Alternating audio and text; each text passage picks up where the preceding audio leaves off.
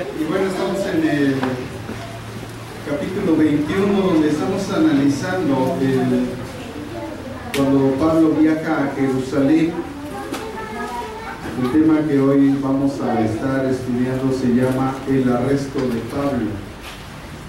El arresto de Pablo. En Hechos capítulo 21, versículos 27 al 36. Hechos 21, del 27 al 36.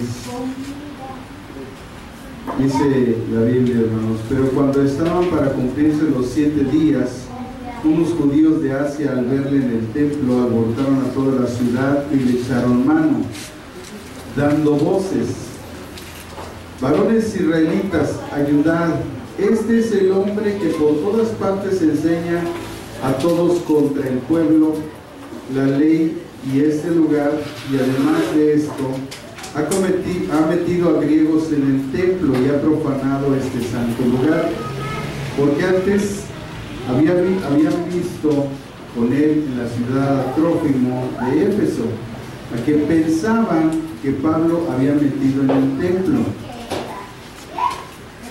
Así que toda la ciudad se conmovió y se agolpó el pueblo, y apoderándose de Pablo le arrestaron fuera del templo e inmediatamente cerraron las puertas, y procurando ellos matarle, se le avisó al tribuno de la compañía que toda la ciudad de Jerusalén estaba alborotada.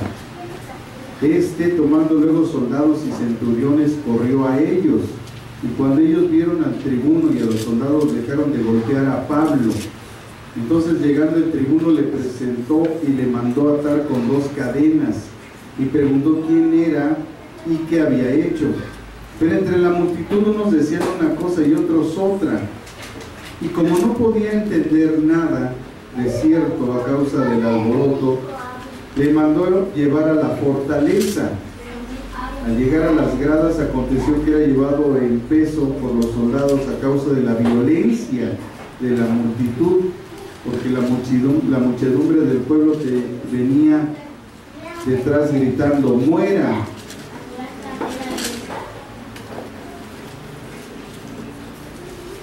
Qué tremendo, hermanos, es entender, ¿verdad?, el precio que debemos de pagar por seguir o por predicar, por seguir a Cristo y por predicar el Evangelio.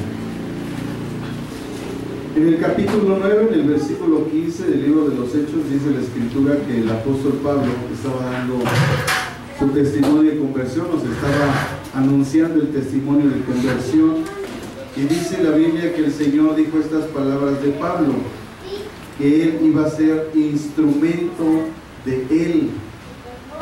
¿Y cuántos no queremos ser instrumentos de Dios? La cuestión es, ¿cuál es el precio? ¿Cuál es el precio? Y bueno, estuvimos estudiando el primer viaje misionero de Pablo, que duró 2 años, el segundo viaje misionero, que duró 3 años, el tercer viaje misionero, que duró otros 3 años, y en el primer viaje misionero solamente viajó sobre 8 ciudades, en el segundo viaje misionero visitó 18, y en el tercer viaje misionero visitó 28 ciudades. Después de ahí se embarcó hacia Jerusalén, porque el Espíritu Santo lo mandó hacia Jerusalén. Habiendo sido persuadido para que él no fuera a Jerusalén, bueno, a pesar de eso, Pablo, siempre en obediencia a la voluntad de Dios, y aún sabiendo lo que iba a padecer, se movió hacia Jerusalén. Cuando llegó a Jerusalén, inmediatamente Jacobo lo puso al tanto. Le dice: ¿qué crees que andan hablando de ti? Están diciendo que tú estás apartando de la ley de Moisés a la gente. Sabemos que en los viajes misioneros él viajó y estuvo en ciudades como Éfeso, Corinto, Laodicea, Colosas. Esas iglesias a las cuales les escribió, y de las cuales nosotros hoy tenemos esas cartas que nos instruyen acerca de lo que él hizo y la doctrina que él enseñó. Sabemos que en la carta a los Corintios el apóstol Pablo reprende, ¿verdad? Y trata de ilustrar a una iglesia como la de Corinto, que los teólogos la describen como la iglesia más carnal. Ellos decían que en su iglesia hablaban lenguas, que en su iglesia habría milagros y un montón de cosas, y el apóstol Pablo dice: ustedes ignoran los dones espirituales. Como era muy notorio el que en esa ciudad de Corinto, según ellos, hablaban en lenguas, Pablo les da toda una disertación acerca del don de lenguas en 2 capítulos. Y yo creo que en nuestro tiempo esa disertación debería ser suficiente para ilustrarnos acerca de ese don. Pero bueno, no ocurre así, ¿verdad? La iglesia pentecostal está afanada en su pensamiento y no toma en cuenta las escrituras, cuando las escrituras son claras al respecto del don de lenguas y cómo Pablo lo regula. En la iglesia de Éfeso se encuentra Pablo como una de las iglesias más espirituales, y donde vemos a un Pablo ya mucho más maduro. Ahí en esa iglesia estuvo 3 años. En ella encomendó a Tito para ser pastor, a Timoteo, y vemos una iglesia muy madura. Igualmente vemos a un Pablo muy maduro predicando.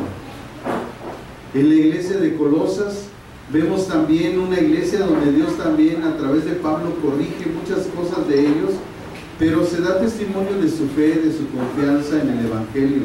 La iglesia de Tesalonicenses, que es la iglesia ejemplo, y a la cual le dice Pablo: haya en vosotros este sentir que hubo en Cristo Jesús, el cual siendo en forma de Dios no escatimó ser igual a Dios, sino que se despojó, se murió hasta la muerte y muerte de cruz, por lo cual Dios lo exaltó hasta lo sumo y le dio un nombre que es sobre todo nombre, para que en el nombre de Jesucristo se doble toda rodilla de los que están en los cielos, en la tierra y debajo de la tierra.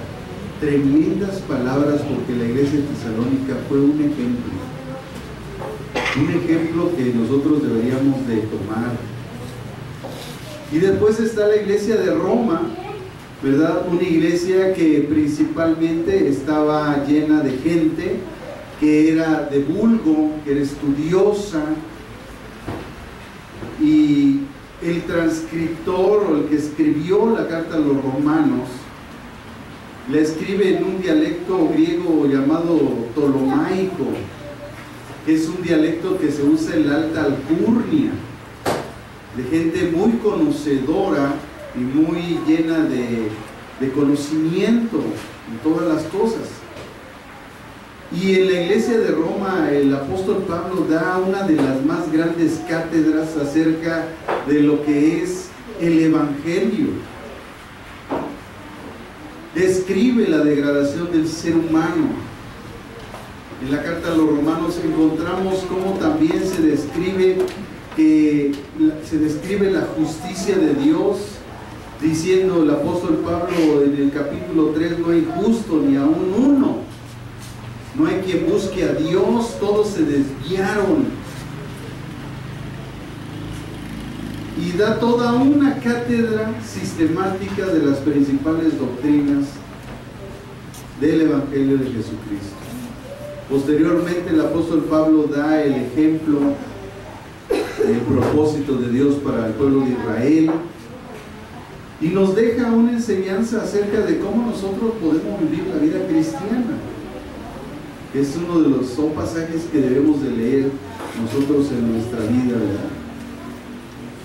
Y bueno, Pablo, hermanos, después de todas esas enseñanzas que nosotros podemos ver en las cartas, y la carta de Gálatas se me estaba pasando y es importante para este tema, porque en la carta de Gálatas es la carta del sistema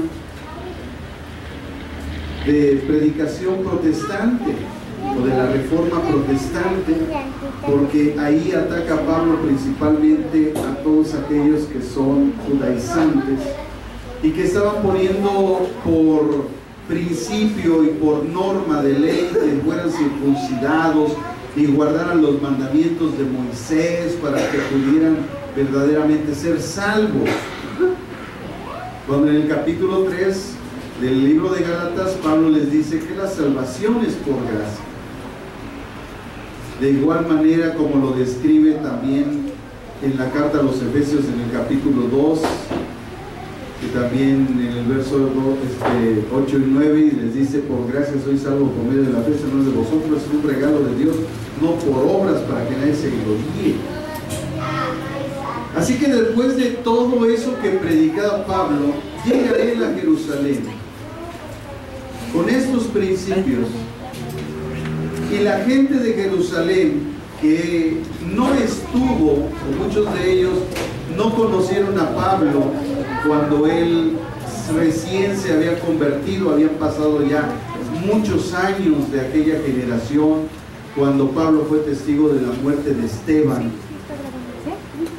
Y esa gente que fue testigo de la muerte de Esteban, y cuando Pablo era el perseguidor de la iglesia, y en el capítulo 9, donde se narra su conversión y donde Dios declara que es instrumento para Dios,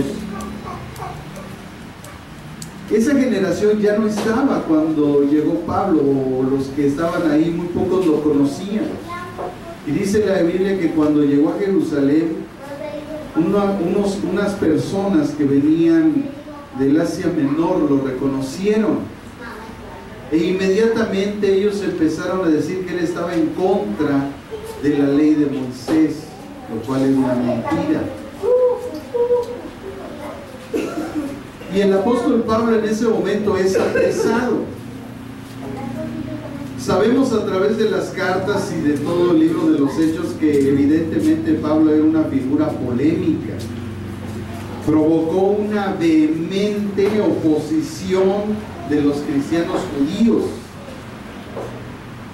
y hubo una relación violenta de sus compatriotas de Judea, e incluso el castigo criminal de sus autoridades grecorromanas hacia Pablo. Pero aún con todo y eso, Pablo fue responsable de moldear la iglesia primitiva. Él mismo dijo: yo soy el perito arquitecto. Hoy sabemos, ¿verdad?, que el arquitecto es el que hace los planos y detalla la construcción, qué ladrillo va dónde va un muro, dónde va la instalación eléctrica, la instalación del drenaje. O sea, Pablo, hermanos, él es el que ha diseñado el Evangelio de Jesucristo. Por ende, él una vez declaró y dijo: todos van a ser juzgados según mi Evangelio. Así que su motivo teológico clave fue que los gentiles se salvan por la fe. Esa fue la base fundamental de la predicación de Pablo del Evangelio, la salvación por fe y no por obras.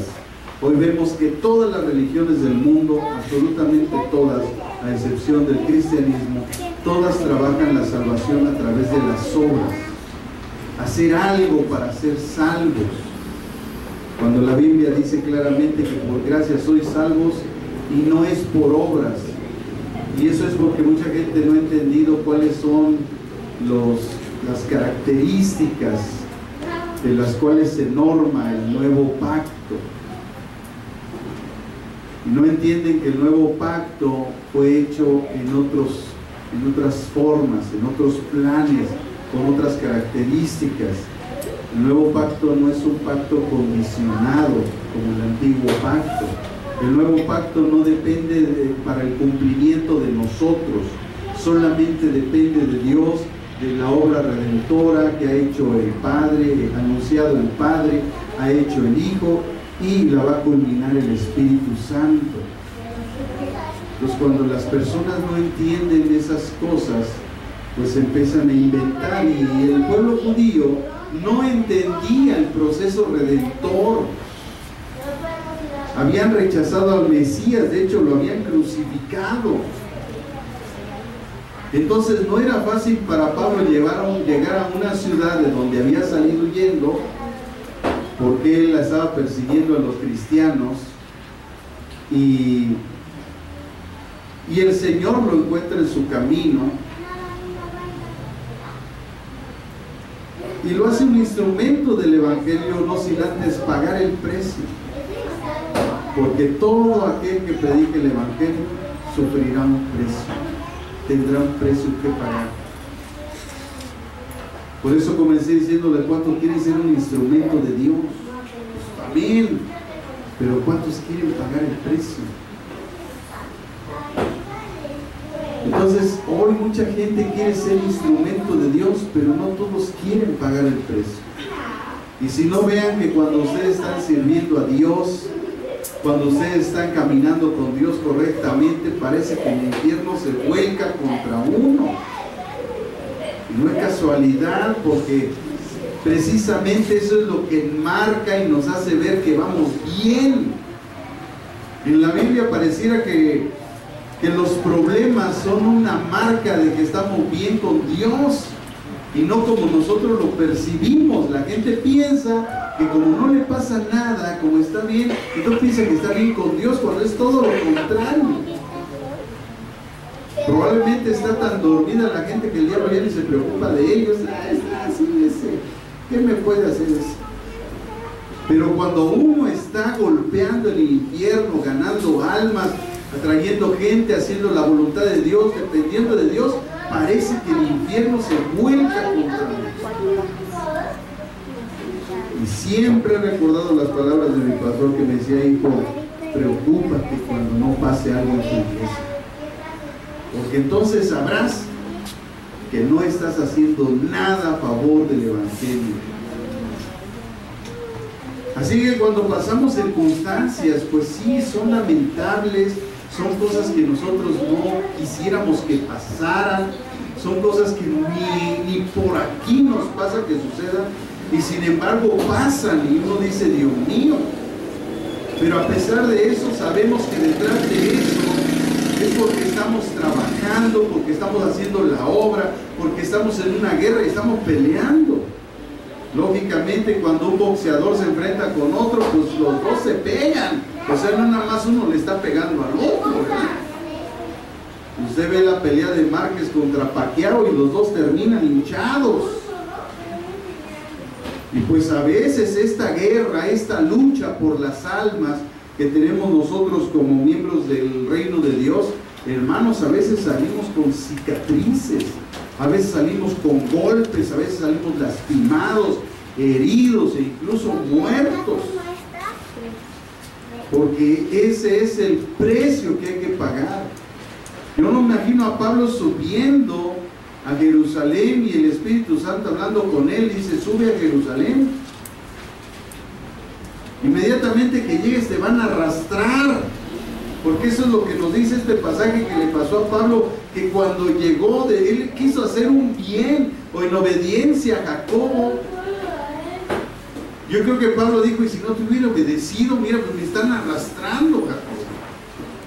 Tú me dijiste que hiciera el voto con otros 4 y mira dónde estoy.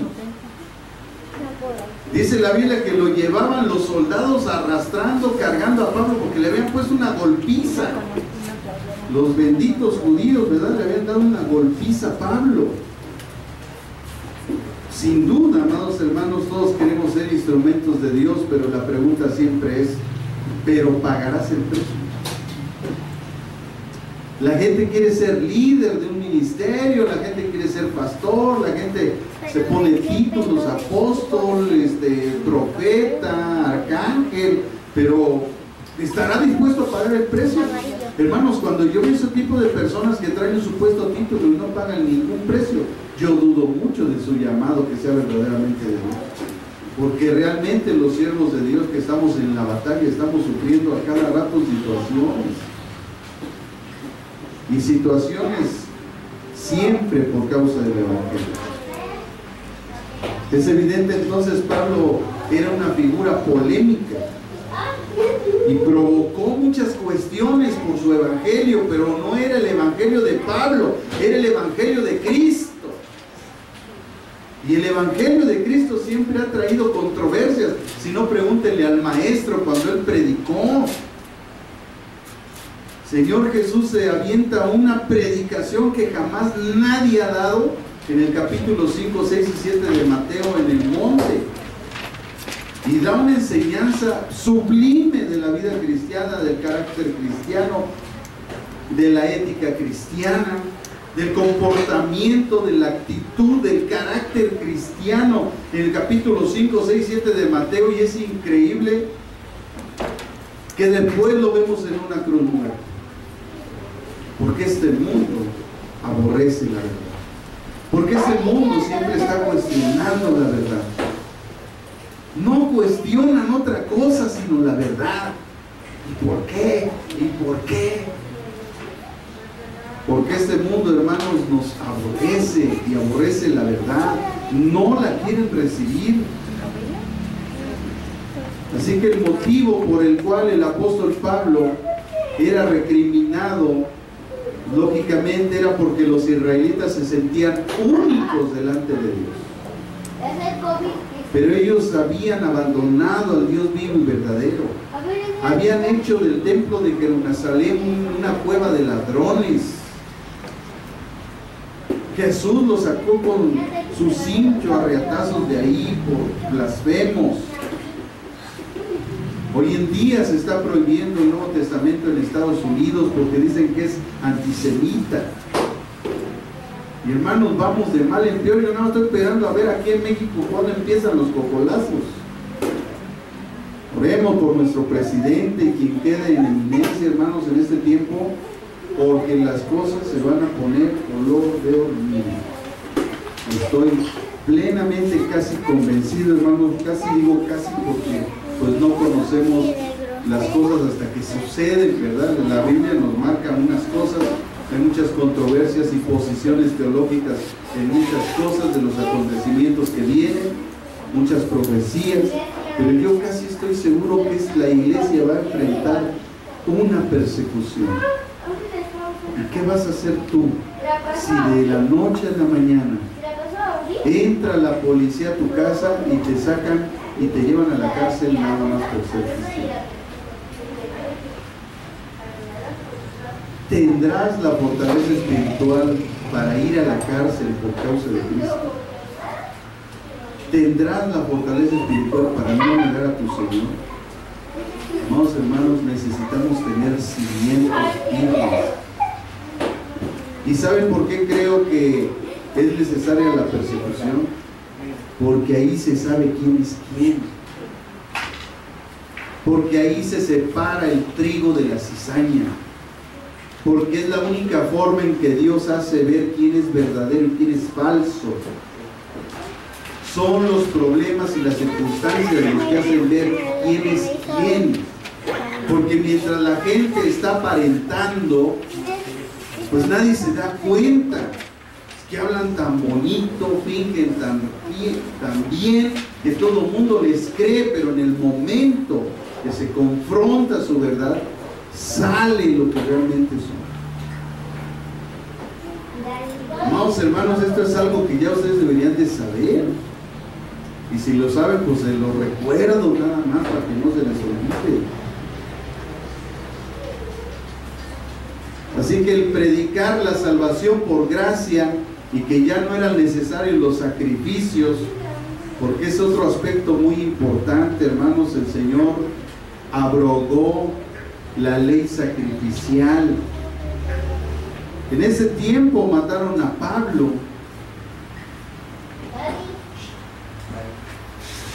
Pero, ¿qué pasó 70 años después de la proclamación de Jesús del derribamiento del templo de Jerusalén? Fue destruido. Y a partir de ese momento hasta nuestros tiempos, 2024 años, no ha podido hacer un sacrificio por expiación de su pecado. Oiga, si subían cada año a confesar sus pecados, cada año, y ya no había entonces cómo celebrar eso. Entonces han pasado 2024 años. ¿Cómo estará la gente de pecados de Israel? Y todo por no recibir al Mesías, no recibir al Cordero de Dios que quita el pecado del mundo para entrar confiadamente al trono de la gracia, pedir misericordia y obtener el oportuno socorro. como ahora nosotros que somos gentiles tenemos esa gracia de parte de Dios, y cuando nos equivocamos vamos delante del Padre y decimos: Señor, he pecado contra el cielo y contra ti, no soy digno de ser llamado tu hijo. Y dice Juan: si confesamos nuestros pecados, Él es fiel y justo para perdonarnos de todo pecado y de toda maldad. El libro de Isaías en el capítulo 1 dice: si tus pecados fueren como la grana, serán emblanquecidos, fueren rojos como el carmesí, como la blanca lana vendrán a ser, anunciando ya lo que había de venir cuando Cristo hiciera el sacrificio expiatorio a través de su sacrificio en la cruz y el derramamiento de su sangre para la expiación de nuestros pecados. Entonces ellos no recibieron eso, no quisieron entender ni escucharon la voz de Dios cuando les dijo: yo voy a hacer un nuevo pacto, casa de Israel, un pacto como no lo hice con vosotros y con sus padres, sino que será un nuevo pacto en mi sangre. Y yo escribiré mi palabra en su mente y en su corazón. Ustedes me serán por pueblo y yo les seré por Dios. No escucharon eso. No escucharon la promulgación de esa profecía en palabras de Dios, que iba a ser un nuevo pacto. Y viene Jesús y en el día de la Pascua anuncia el nuevo pacto y dice: este es el nuevo pacto en mi sangre. Todas las veces que comieres partieres este pan y bebieres de esta copa, la muerte del Señor anunciáis hasta que yo venga. Y el pueblo de Israel no entendió eso. Y no lo ha entendido, y por eso están como están. Entonces Pablo llega a esa ciudad y lo primero que se encuentra es que toda la gente dice: tú estás en contra de los judíos, estás en contra de Moisés, porque los judíos tienen a Moisés como su máximo hombre. Pero todos vemos en el Evangelio de Mateo, en la transfiguración, cuando aparece Dios y el Señor Jesús se lleva 3 testigos, Pedro, Juan y Jacobo, y se suben con él y lo ven transfigurado y escuchan una voz que les dice: este es mi hijo amado, a él oíd. Vieron a Elías y vieron a Moisés junto con Jesús, los máximos representantes tanto de la profecía como de la ley de Dios representada por Moisés y la profecía representada por Isaías, y el Hijo del Hombre en medio de ellos. Y los apóstoles entendieron perfectamente cuando oyeron la voz y le dijo: este es mi Hijo amado, a él oíd. Como diciendo, el Señor estableciendo sus propósitos ya en Cristo. Pero esas cosas, hermanos, quedaron escritas para que nosotros podamos entenderlas y podamos seguirlas fielmente, y no tengamos el corazón y el espíritu de los judíos, ¿verdad?, que rechazan el Evangelio y que luego los vemos en internet diciendo sus tonterías y bueno, le acomodan a sus formas porque están cegados. La Biblia dice que tienen el corazón endurecido y están cegados. Entonces imagínense yo como cristiano siguiendo a un judío cuando él está endurecido su corazón y cegado su entendimiento. ¿Podrá un ciego guiar a otro ciego? Pues no. Yo no entiendo cómo hay cristianos que quieren seguir a los judíos, hacerse judíos, hablar en hebreo, cuando eso no es necesario en este tiempo. Pero las ideas que les han metido en la cabeza, hermanos, les han envenenado el entendimiento para que en este tiempo, hermanos, escuchemos hombres y mujeres que se dicen cristianos hablando supuestamente ellos en hebreo, porque ni siquiera pronunciación tienen.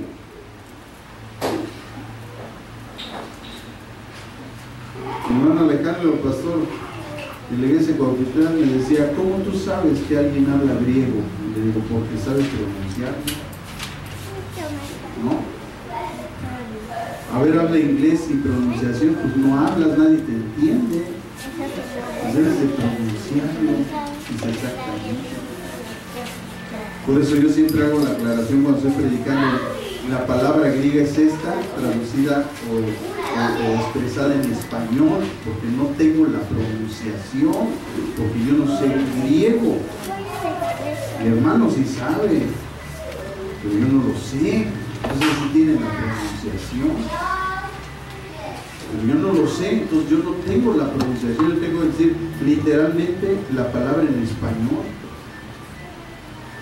Y son cosas que a veces nosotros, hermanos, debemos de aprender, pero no podemos estar nosotros siguiendo a los judíos, porque nos contaminamos, porque nuestro corazón se endurece.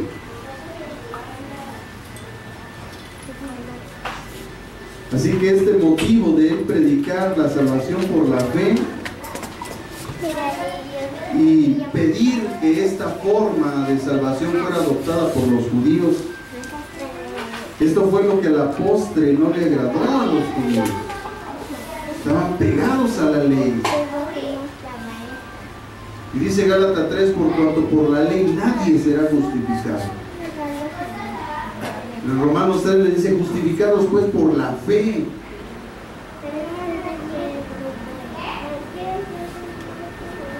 Perdón, Romanos 5:1 dice, justificados pues por la fe tenemos paz para con Dios por medio de nuestro Señor Jesucristo. Ellos creían que quien se volvía prosélito debía seguir las obras de la ley. Un prosélito era aquel que se volvía judío, y al volverse judío pues tenía que seguir las formas de la ley. Pero el apóstol Pablo y los seguidores de Cristo no estaban formando prosélitos. La ordenanza en Marcos capítulo 16 y Mateo 28 fue hacer discípulos, no prosélitos. Es hacer seguidores de Cristo, no seguidores de una religión.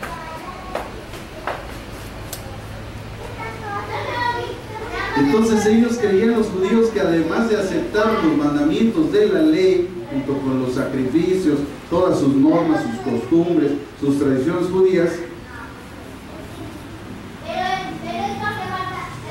esas eran las formas que se debían de seguir aún estando en Cristo. Y Pablo, al estar en contra de eso y traer un evangelio que no habla de obras y que no habla de las obras de la ley para salvación, pues lógico, eso los molestó. Jacobo, en su buena onda, le dijo, Pablo, mira, pues para que vean que sí andas caminando rectamente, haz un voto igual que estos 4. Pero paga tú. Y no, hombre, pobre Pablo, le raparon el cráneo, se puso en ayuno y en oración 7 días, porque este pasaje nos muestra que 7 días era el cumplimiento del voto especificado en el libro de Deuteronomio. Y es increíble, hermanos, que después del voto Pablo ni siquiera había entrado al templo, estaba en el atrio. En el atrio había unos letreros donde decía, tanto en griego como en latín, que los judíos no podían entrar, los gentiles no podían entrar al templo, a la zona donde estaban los judíos. Pero Pablo era judío y sin embargo se quedó en el atrio donde estaban los gentiles. Pero como lo reconocieron, dijeron, este va a perturbar aquí, se fue en contra de él. Y dice la escritura, lo acabamos de leer, lo sacaron arrastrando, lo golpearon, casi lo matan. Y ahí es donde dice uno, estaremos dispuestos, hermano. Miren, Pablo le decían el gran león de Dios. Los teólogos lo tienen reconocido como el gran león de Dios. Y era un hombre que es descrito teológicamente, que era un hombre que donde él estaba, los demonios salían huyendo. La presencia de Dios en Pablo era tan tremenda que aún los trapos los ponían en los enfermos y la gente sanaba. Igual en muchos apóstoles, porque Jesús les había dado una promesa: el que cree en mí, las obras que yo hago, hará estas cosas y aún mayores. Y se cumplió todo lo que Jesús dijo en la vida de sus discípulos. Los discípulos obraron milagros portentosos. La Escritura dice que si se hubiera contado todo lo que se hizo, no hubieran cabido los papeles para escribir los pergaminos sobre todo lo que Dios hizo a través de todos sus siervos.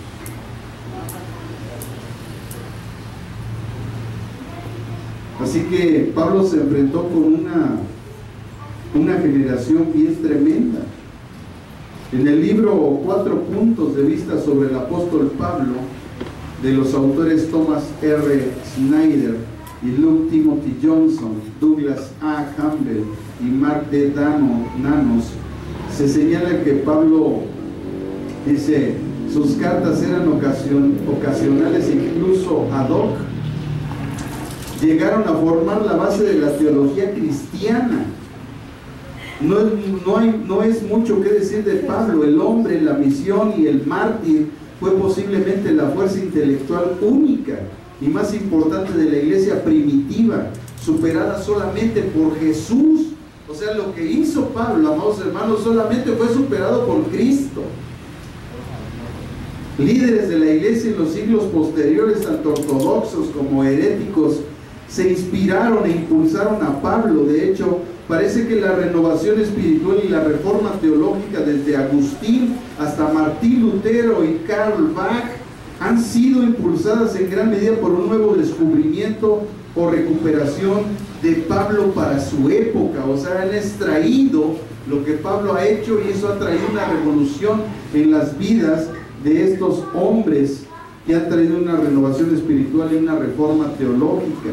El apóstol Pablo, antes de este antecedente que describimos sucedido en este tiempo en su vida de ida a Jerusalén, el apóstol Pablo, escribiendo sobre su ministerio, dijo a los corintios, escucha estas palabras, 2 Corintios 11, 23 al 26, 2 Corintios 11, 23 al 26. Escuchen las palabras de Pablo, hermano. Parece que Pablo ya sabía lo que le iba a pasar, y no lo dudo, porque el Espíritu Santo estaba en él y él avisa a sus siervos lo que está por acontecer.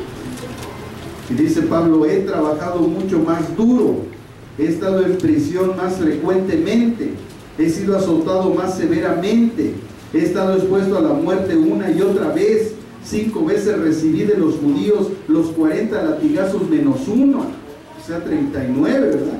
3 veces me golpearon con varas, una vez me arrojaron piedras, 3 veces naufragué, pasé una noche y un día en el mar abierto, he estado constantemente en movimiento, he estado en peligro por los ríos, en peligro por los bandidos, en peligro por mi propia gente, en peligro por los gentiles. Amados hermanos, yo no veo nada de esto en los supuestos apóstoles que hay hoy en día. Estos cuates andan en coches de lujo, tienen casas de lujo, tienen mucha lana y yo no los veo sufriendo. Acabo de decir que el apóstol Pablo es considerado como uno de los más grandes mártires, solamente superado por Cristo. Y yo no veo sufriendo a la gente de hoy. Por eso no dudo en repetirles, hermanos, que más pareciera que cuando nosotros estamos pasando por circunstancias, por pruebas, por enfermedades, por situaciones en nuestra vida, es realmente porque el Espíritu Santo está en nosotros, porque somos portadores de la verdad, porque somos portadores de su Espíritu, porque somos verdaderos hijos de Dios, porque este mundo no nos aborrece.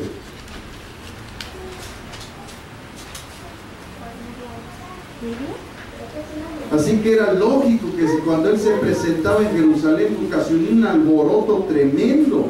Dice el versículo 27-28, pero cuando estaban para cumplirse los 7 días, unos judíos de Asia, fíjense cómo dice unos judíos de Asia, los comentaristas bíblicos dicen que estos judíos posiblemente eran aquellos que venían de Antioquía, los mismos que al ver que la ciudad de Antioquía se volvía a Cristo, porque el 50% de la ciudad era cristiana, y muchos judíos se habían convertido, y judíos de Jerusalén, eso ya lo estudiamos anteriormente, hermanos, judíos de Jerusalén bajaron a Antioquía y empezaron a traer ese pensamiento de que todos los que se convirtieran al evangelio tenían que circuncidarse y seguir los mandamientos de Moisés y guardar el Sabbat como los judíos. Y Pablo y Bernabé se ponen en contra de ellos y se organiza el primer concilio de Jerusalén, capítulo 15 del libro de los Hechos, donde se establece solamente lo único que debían de seguir los cristianos. 4 puntos nada más fundamentales, que fueron los que leímos la semana pasada en la ratificación de los puntos que debían de seguir los cristianos. Así que los comentaristas bíblicos dicen que eran esos cuates que seguían haciendo relajo y traían un pleito con Pablo y ya no hallaban cómo condenarlo. Entonces, cuando escucharon que Pablo venía, esos judíos de Asia, al verle en el templo, alborotaron a toda la multitud, porque eso es lo que hace esa gente. La gente que nos aborrece, la gente que está separada de Dios, causa alborotos.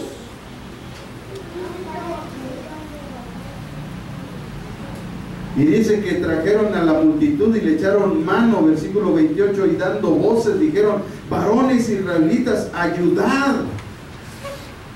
Esta palabra ayudad en el griego la estuve estudiando, y dice que esta palabra significa que era un grito de ayuda como para capturar un asesino. No era una simple frase de ayúdenme, ayúdenme, mira acá está Pablo. No, era un grito desesperado, como si se estuviera pidiendo que agarraran un asesino. Y dijeron: este es el hombre que por todas partes enseña a todos contra el pueblo, la ley y este lugar, o sea, el templo. Hermano, Pablo no estaba contra el templo, estaba haciendo un voto en el templo. O sea, lo que estaban diciendo eran una bolota de mentiras, porque la gente alborotadora va acompañada siempre de una bola de mentiras. Por eso decíamos el domingo, la única forma de saber quién dice la verdad es quién tiene testigo y quién tiene evidencias. Tú dices qué, pero a ver, préstame tus evidencias y préstame tus testigos para conocer la verdad, porque esa es la forma en que nosotros nos debemos de guiar. Nosotros no nos debemos de guiar por los sentimientos, hermanos. Nosotros debemos de conocer y seguir la verdad y decir la verdad, cueste lo que cueste. Se enojó, pues que se enoje. Se fue, pues que se vaya. Hizo, pues que haga.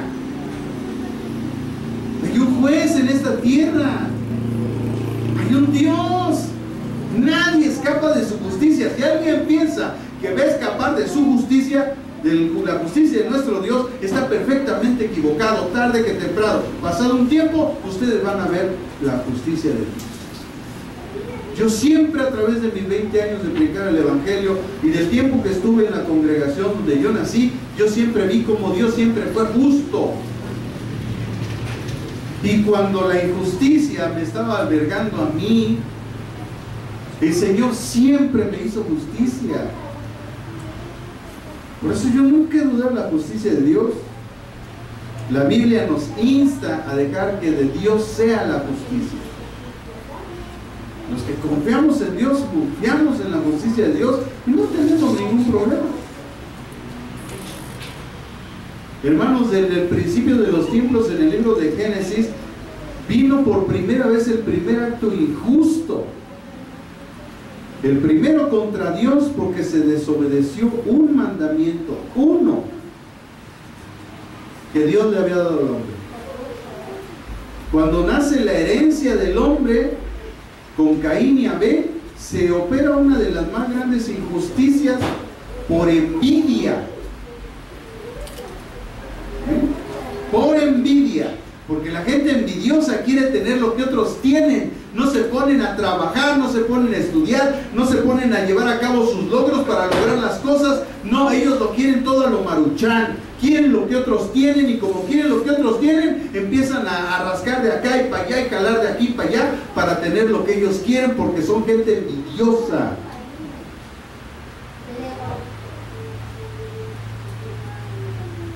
cuestiónales, pregúntales, no saben ni cómo nacieron, pero traen una borregada atrás de ellos. Sonsos. Hermanos, en este tiempo tú debes de definir. Mire, la escritura en el libro de los Hebreos, en el capítulo 3, dice que nosotros, todos nosotros, porque yo también tengo un pastor. O sea, aquí no hay huérfanos, aquí no hay llaneros solitarios, todos le rendimos cuentas a alguien. Al rendirle cuentas a alguien, le rendimos automáticamente cuenta a Dios. Entonces debemos de definir, porque el libro de los Hebreos dice que nosotros como congregantes debemos de hacer dos cosas hacia nuestra autoridad, y una es obedecerlo y sujetarnos. Dice, obedecer a vuestros pastores y sujetarse a ellos, porque ellos dan cuenta de ustedes. Y eso que dice den cuenta de ustedes, hermanos, tiene es algo muy significativo. Eso quiere decir que nosotros estamos como responsables de sus almas. Entonces, si yo le voy a dar la responsabilidad de mi alma a una persona, pues tiene que ser una persona íntegra, una persona que verdaderamente responde con integridad en su vida. No a cualquier persona le entregue la responsabilidad de tu alma. Yo creo que ese es un aspecto que no ha habido enseñado, hermano, pero qué bueno que hoy queda para la posteridad. No podemos encargarle nuestra vida espiritual a cualquier persona. No se la podemos dejar a Buda, no se la debemos dejar a los de los testigos de Jehová, a los mormones, a ninguna secta, a ningún supuesto líder, cuando estamos viendo sus testimonios. Esto es debido a muerte. Y a quien tú le delegues tu vida espiritual, bueno, pues la consecuencia vas a recibir después. Hay una predicación muy bonita que está ahí en el internet, hermano. Digo bonita porque para nosotros pastor está bonita, para ustedes no creo. Porque habla, dice, si no mal recuerdo el tema, se llama Iglesia al gusto del creyente, de un famoso predicador llamado Chuy Olivares. Se la recomiendo para que usted vea, hermanos, que no a cualquiera le debemos de delegar nuestra vida espiritual.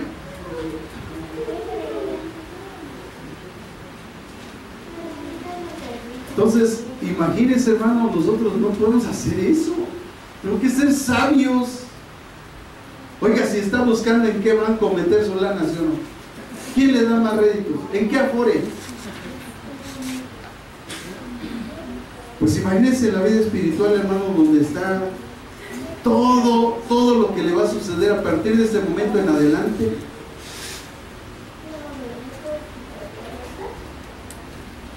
La gente allá afuera, hermanos, hay muchos anticristos que están saliendo, están haciendo, se hacen como que son los verdaderos cristos, y mucha gente le está entregando su vida espiritual a esas personas.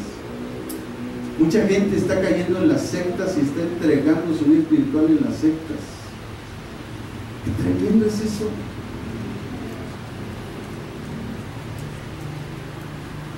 Pero es nuestra falta de sabiduría y de conocimiento lo que a veces nos lleva a cometer esos gravísimos errores.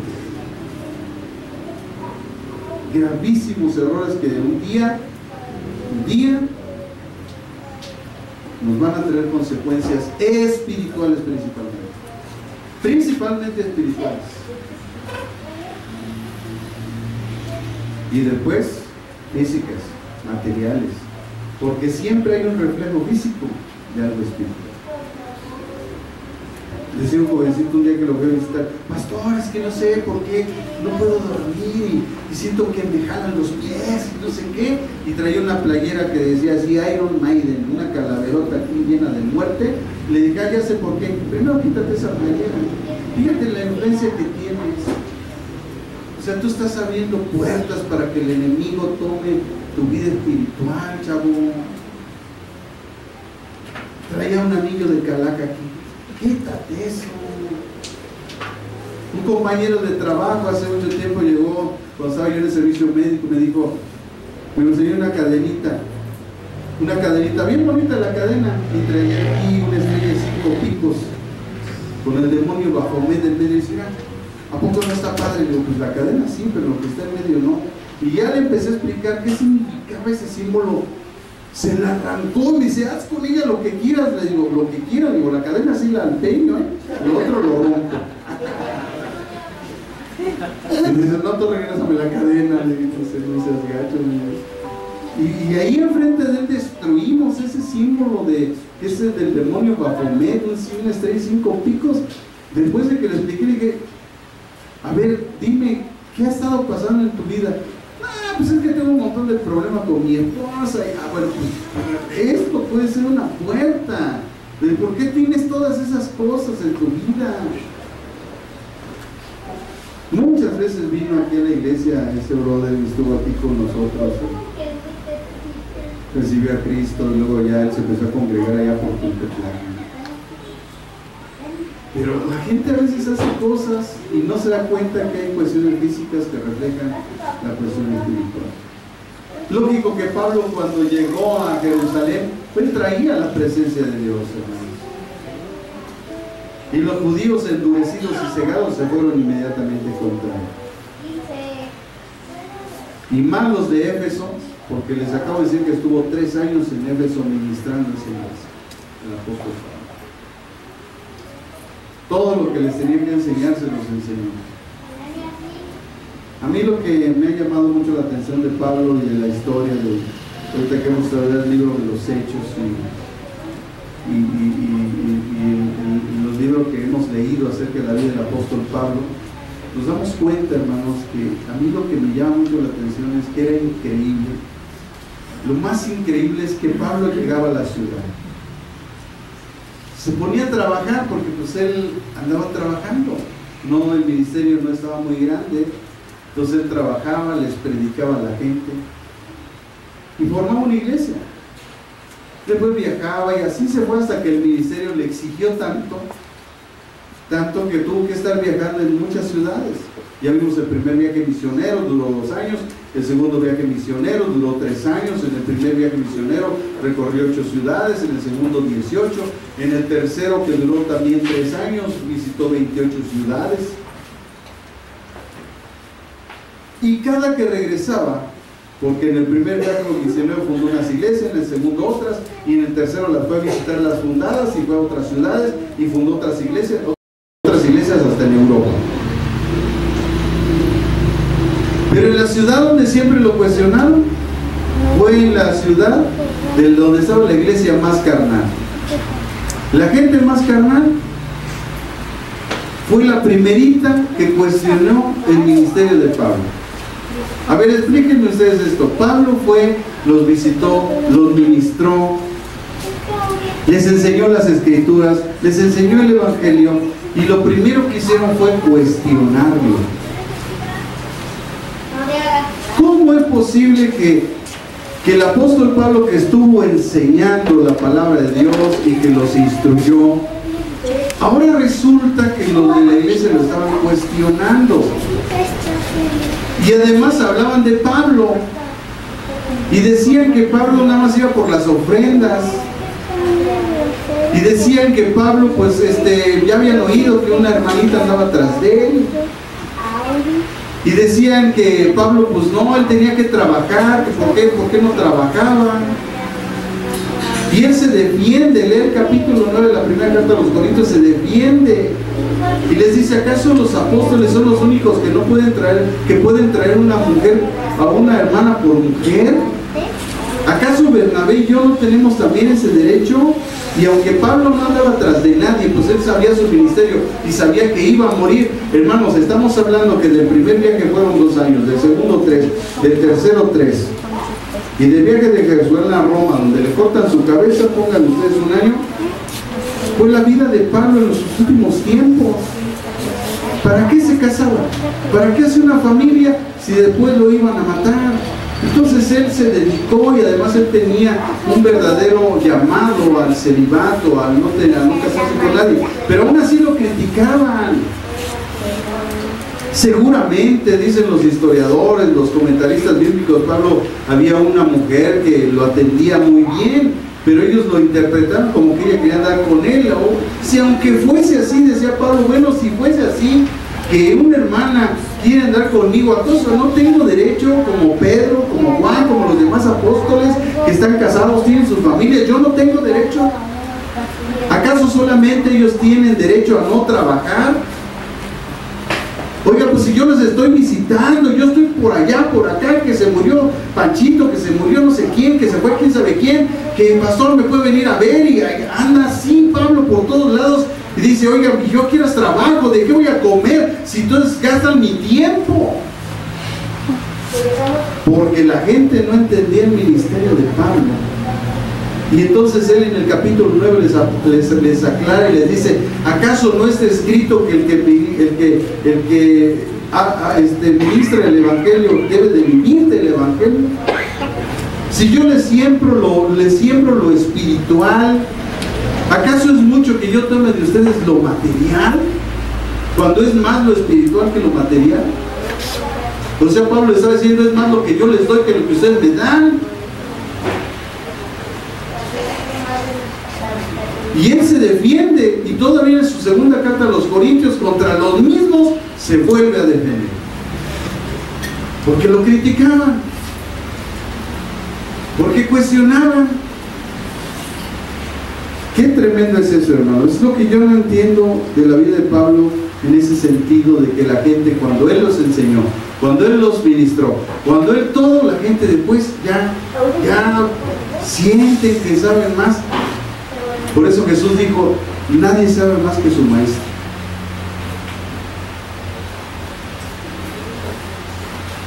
Pero a veces esos principios se nos olvidan. Y cuestionaban a Pablo. Entonces llega a Jerusalén y pasa lo mismo, pero aquí lo empiezan a injuriar, porque él ni estaba haciendo nada de eso. El hecho de que ellos no comprendan el evangelio de Jesucristo no quiere decir que Pablo esté mal.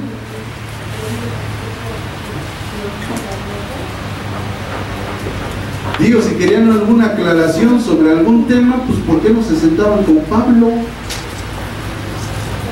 Amados hermanos, si usted tiene alguna duda doctrinal, pues siéntese conmigo a platicar.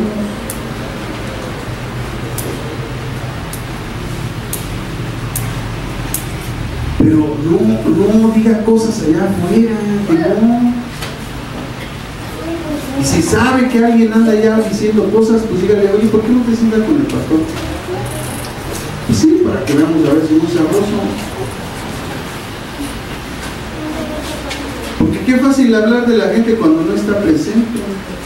Pero a ver, habla que esté presente y a ver, dile, a ver, ¿en qué está mal? ¿Por qué? A ver, saca tu Biblia, saca la Biblia acá y vamos viendo.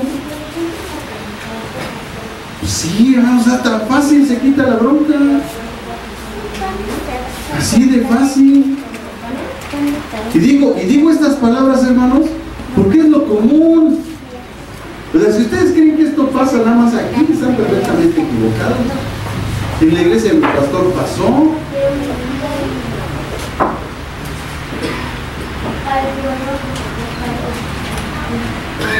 Licenciatura en teología mi pastor. Seminario bautista. Maestría. Y lo criticaban. Y tú volteas a ver el currículum de la gente que los critica y dices, oye, tú, ¿y de tú qué sabes? ¿De qué te graduaste? ¿En dónde?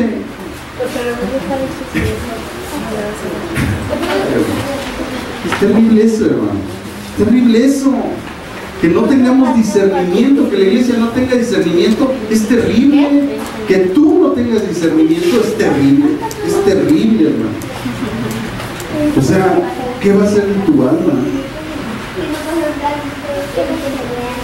Estaban todos en contra de Pablo, todos se volcaron contra Pablo, la gente se vino sobre de él, lo injuriaron porque según él,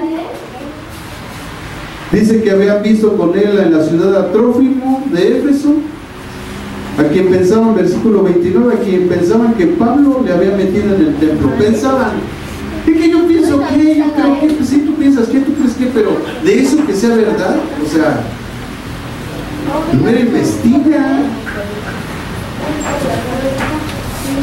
O sea que te dicen, aviéntate en ese hoyo, te vas a aventar, nada más porque te dijeron. Ay, hermanos, así está esta generación. Esta generación el diablo la está llevando al traste porque está llena de locos, de sonsos, de idiotas. Dice por ahí Agustín Laje escribió un libro que se llama La generación de los idiotas. Ese libro, sí, aunque es un libro secular, deben de leerlo, hermano, les ayuda mucho para sus hijos con todas las tonterías que les están enseñando en las escuelas. Y él dice, la generación de los idiotas. O sea, ¿qué estamos así o qué? O sea, ¿qué no pensamos, no entendemos, no analizamos? Tenemos nosotros, hermanos, bueno, es que la palabra se oye feo, idiota, hermano, pero tiene un significado y no es tan feo. Se oye feo. Algunos dicen que es sinónimo de menso, de tonto y otras cosas más que vienen por mi cabeza, pero que no las voy a decir, aunque hablo como hombre en este momento. Y dice la escritura que pues dijeron que lo vieron con un Trófimo de Éfeso y pensaron que Pablo lo había metido al templo. Así que toda la ciudad se conmovió y se agolpó el pueblo, y apoderándose de Pablo le arrestaron fuera del templo e inmediatamente cerraron las puertas. Por eso que dicen los teólogos que no conocían a Pablo,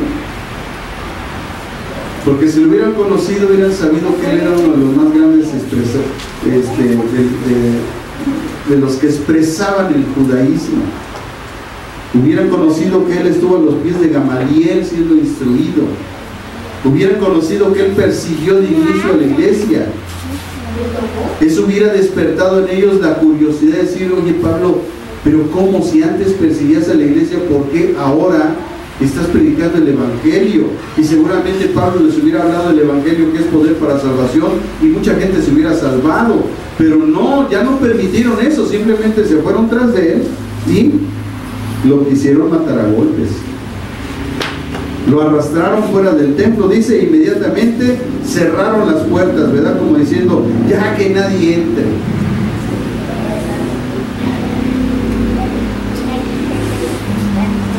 Dice después la escritura en el versículo 31 y 33, y procurando ellos matarle. O sea, ¿cuál era la intención? Matarlo. No era, ay, Pablo, a ver, ¿cómo antes hablando de eso? Y le daban sus zapes. No, hermano, lo querían matar.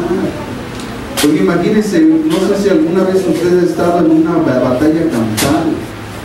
Cuando yo era más chavalón, andaba en los equipos de fútbol y se armaba la batalla campal, hermano, no sabes ni a quién estás pegando y sacan un palo y también un piedrazo y no sabes ni quién te dio. Pero estoy hablando de que eran 11 contra 11 más porra contra porra, pero acá Pablo estaba solo, lo sacaron arrastrando y toda la multitud lo estaba golpeando.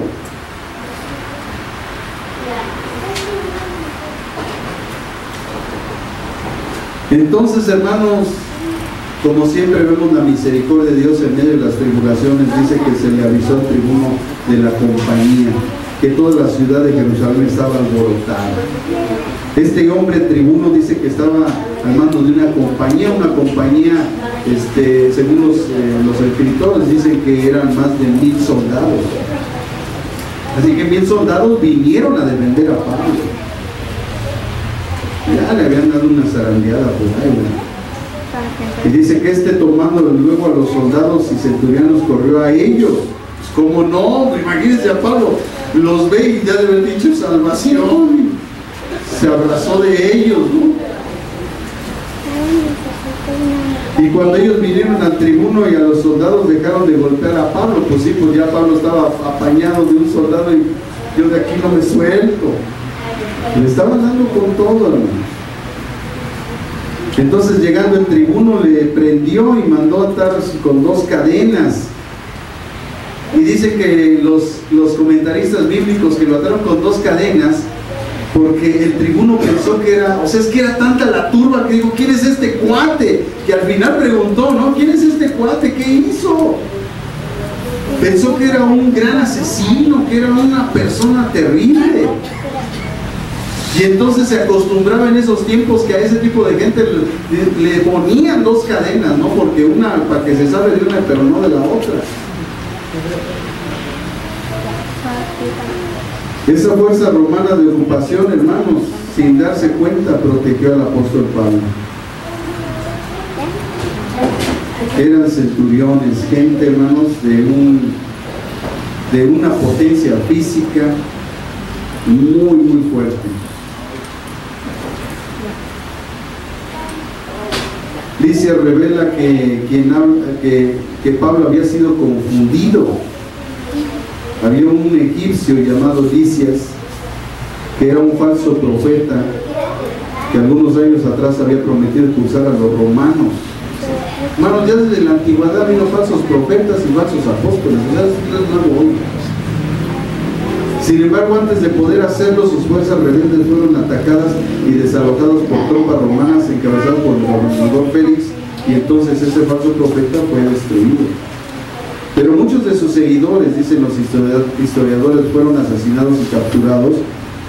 Él se las arregló para escapar, y entonces lo confundieron, pensaron que él era. Pobre Pablo, por eso, ¿verdad? El tribuno le puso doble cadena. Dije, este no se me escapa, lo ando buscando, pero resulta que no era él.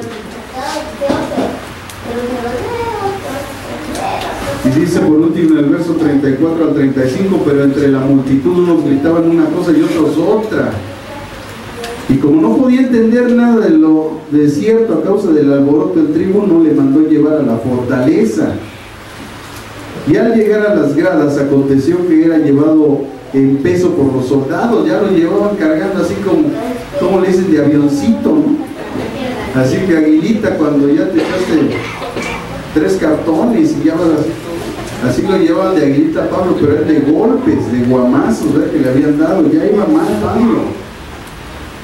Oigan, hermanos, acabamos de leer la segunda carta a los Corintios, donde les dice, estuve en azotes, me dio 39, 40 menos 1, y todavía, hermanos, todavía el apóstol Pablo seguía sufriendo persecución, situaciones adversas en su vida. Durante toda su vida, las cartas, lea Tesalonicenses, Colosenses, lea Gálatas, y usted se va a dar cuenta, hermano, que el apóstol Pablo siempre enfrentó situaciones. Pero si era un hombre de Dios,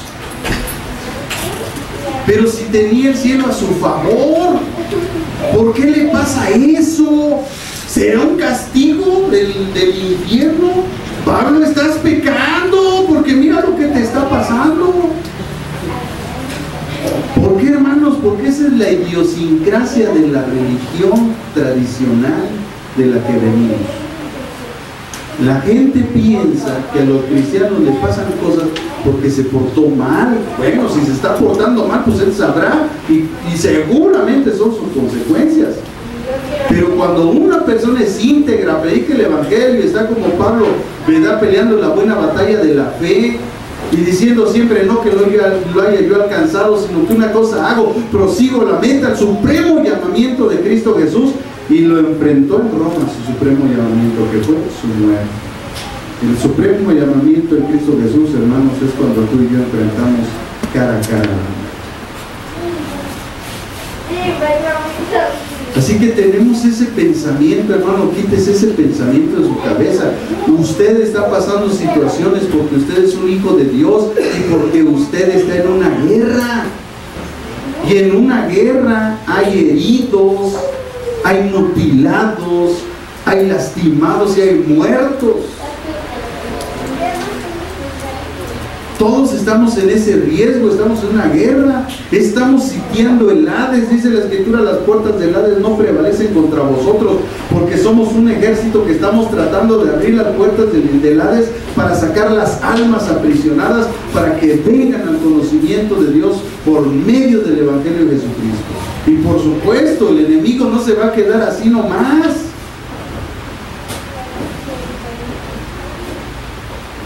El enemigo se vuelca contra ti, te ataca. ¿Saben lo que se me hace increíble? Es que siempre he tratado de comunicar todas las cosas que como iglesia Dios nos permite hacer. Y les acababa de decir, oigan, acabamos de ganar 500 almas predicando el evangelio allá en Tecama. Inmediatamente de ir a predicar allá, mi camioneta truena la van de distribución, tuve que hacer medio ajuste. ¿Saben lo que cuesta eso? Pero es el precio que se paga. Después caímos enfermos, fuimos al hospital a predicar, apenas estaba yo tirado y me estaba desmayando. Porque es una guerra, porque hay un precio que pagar. O sea, la gente piensa, vamos a la iglesia, sí, como si fueran chicles, como si fuera por una tienda en la esquina. El diablo no está jugando y los aísla y después les cobra la factura. Yo esa historia ya la vi muchas veces. Hay un principio en la Biblia, dice cómo predicarán si no son enviados. ¿Cómo si no hay autoridad? Ay, hermanos, verdaderamente mucha tristeza me causan muchas cosas. Finalmente, hermanos, les voy a decir las palabras de un comentarista bíblico que habla sobre este pasaje. Y siempre me gusta terminar con este hombre porque es que tiene unas frases, unas enseñanzas muy hermosas. Y dice este comentarista bíblico antiguo: en el templo, donde Pablo debiera haber estado protegido por ser lugar seguro, fue violentamente atacado. No era nada nuevo para quienes tienen intenciones honestas y actúan conforme a la regla. Que les acusen de cosas que no conocen y en las que nunca pensaron. Común es para el sabio y bueno que la gente mala le acuse de aquello con que creyeron agradarlos. Pero Dios suele hacer que protejan a su pueblo los que no los quieren, sino solo se compadecen de los que sufren y se preocupan por la paz pública. Veas aquí en este pasaje con qué nociones falsas y equivocadas de la gente buena y de los buenos ministros se van muchos. Lo voy a repetir, véase aquí con qué nociones falsas y equivocadas de la gente buena y de los buenos ministros se van muchos. Pero Dios interviene oportunamente para asegurar a sus siervos contra los hombres malos e irracionales y les da oportunidades para que hablen defendiendo su Redentor y difundiendo ampliamente su glorioso Evangelio. Este buen comentario que este autor hizo hace muchísimos años sobre la Biblia y sobre este pasaje en específico. A veces cuando estoy predicando, amados hermanos, me asombro porque la palabra podría ser precisa, a veces hasta en los instantes, en los momentos, en los tiempos que estamos viviendo, cuando esta palabra se escribió hace más de 2000 años. Y seguimos estudiando el libro de los Hechos, la carta a los Colosenses, a los Filipenses, a los de Éfeso, el libro de Apocalipsis, y pareciera que Dios está hablando como si ese libro se hubiera escrito apenas, como si fuera el periódico de hoy, como si se estuvieran narrando los acontecimientos de la vida cotidiana que estamos pasando en este tiempo, y eso siempre a mí me ha sorprendido. Pero también entiendo que cuando nosotros somos fieles a la Escritura, a la palabra de Dios, el Señor siempre va a tener una palabra fresca, no importa el tema que se esté tocando, no importa el libro que se esté citando, el que se esté estudiando, el capítulo que se esté viendo. El Espíritu Santo, que conoce la vida de la iglesia, que conoce el corazón del pastor, que conoce el corazón de cada uno de los congregantes, el Espíritu Espíritu Santo siempre está hablando verdad y siempre nos está llevando, a pesar de que estas cosas se escribieron muchos años antes, siguen siendo latentes, vivas y eficaces aún a hoy en nuestros días.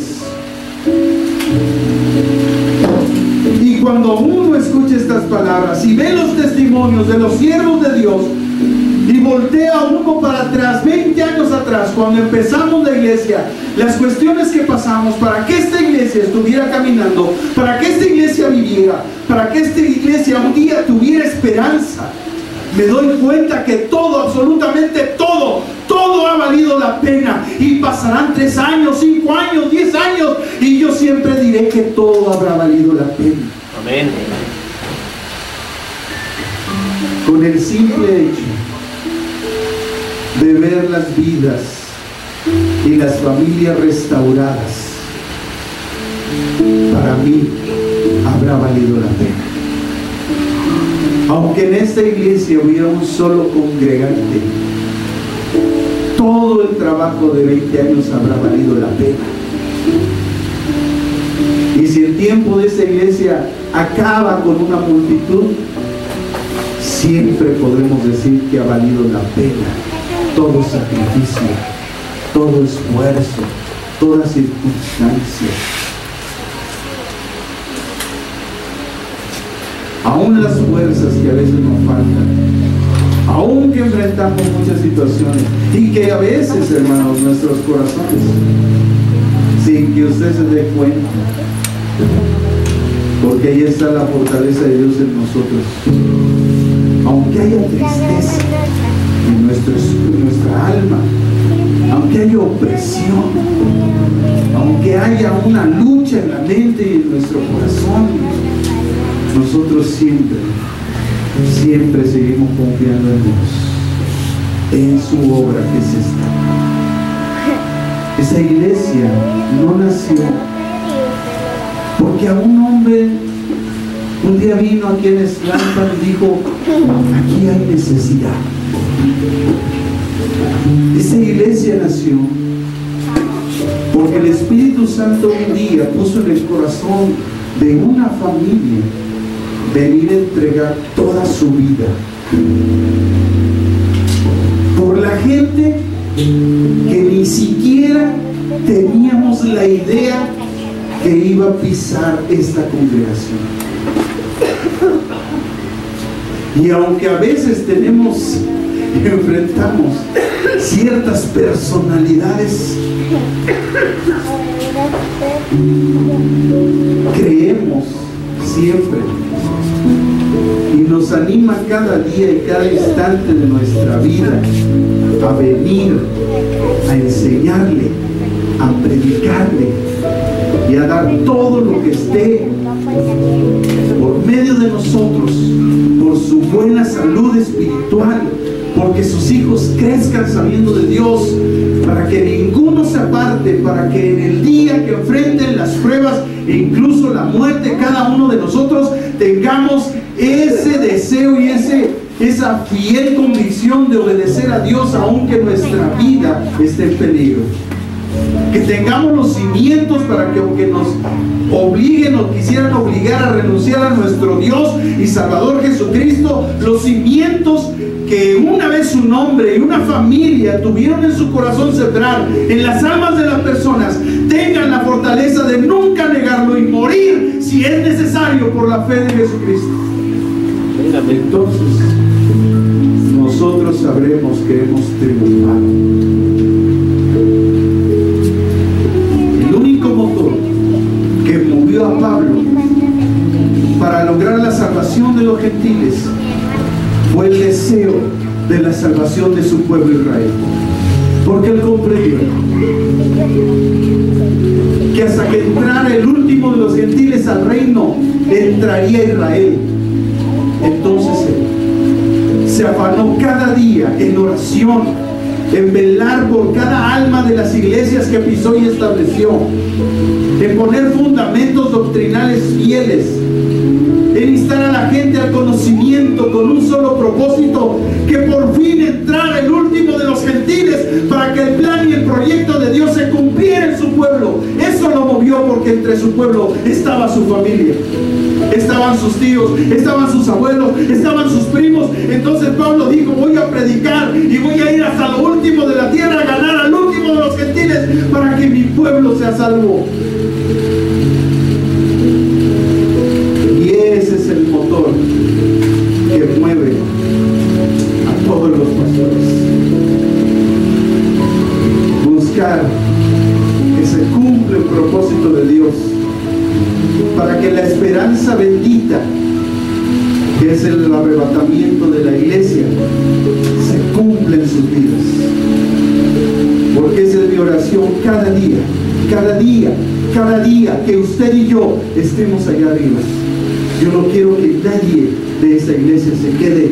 Yo no quiero que nadie de esa iglesia se pierda. Es mi oración cada día. Y moriré un día, y sé que ese día declararé que he cumplido. Y desearé con todo mi corazón verlo a usted y a todos sus hijos allá en el cielo. Solamente para decirle: ya ve, hermano, valió la pena cada lágrima, valió la pena todo sufrimiento, valió la pena persecución, espada y circunstancias difíciles, opresoras en nuestra vida, con tal de que usted y yo estemos aquí. Y lo logramos, lo logramos, lo logramos, lo logramos.